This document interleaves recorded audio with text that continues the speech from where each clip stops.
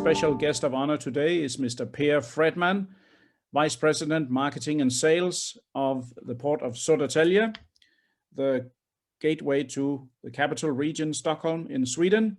First of all, welcome, Per. Thank you, Bo. Thank you.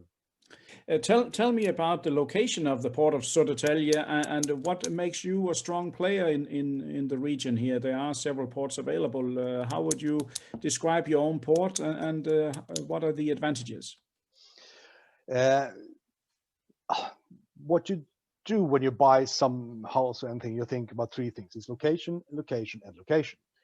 And this is actually the fact for the port as well. I mean, we are located 30 kilometers south of the capital of Sweden. And this region in the Scandinavian or Nordic countries is the most expensive region of them all. So, of course, it's a consumption area, lots of imports coming here, but our closeness to the big rail tracks, three big main rail tracks and the main highways just outside the port makes this a unique location. And this is what we are trying to emphasize as such, together with sustainability. This is also very important for us. We are trying to be the greenest port of the Swedish ports, and I think actually we are succeeding quite well. Okay. Yes, one can say that some of the other ports may be green with envy because of you. But tell me, Per, currently in the Port of Södertälje, and tell me about the, let's say, current regular traffic that you have at the moment. We are a port having, our backbone is more or less, it's a Ro-Ro. We have port, some 1/3 of the Swedish car import. Some 100,000 handlings of cars we have in the port every year. This is the backbone, and we also have the container, of course, but it's not a big port for the containers. It's not a lot of containers into this area. Lots of coming from truck from the continent, and some of the containers coming by Gothenburg.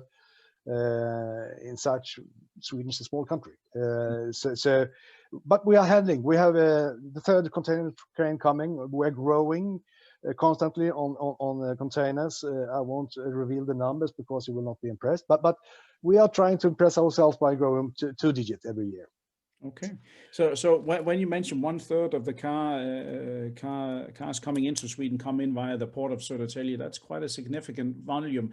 That means you have Ro-Ro carriers coming in from continent Europe, I suppose, every week, and you have on top of that then also regular feeder lines coming in, I guess, more or less every week as well, right? Yeah, correct. We have short sea and also oversea feeder line. So for the containers, and then Ro-Ro, of course, it's a couple of them coming every week or three. It depends on the volume, of course.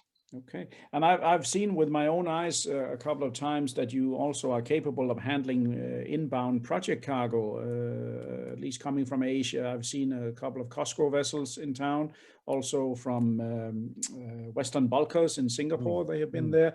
What can you tell me about such kind of project cargos that you've handled? Yeah, well, this is something we're trying to expand and develop, because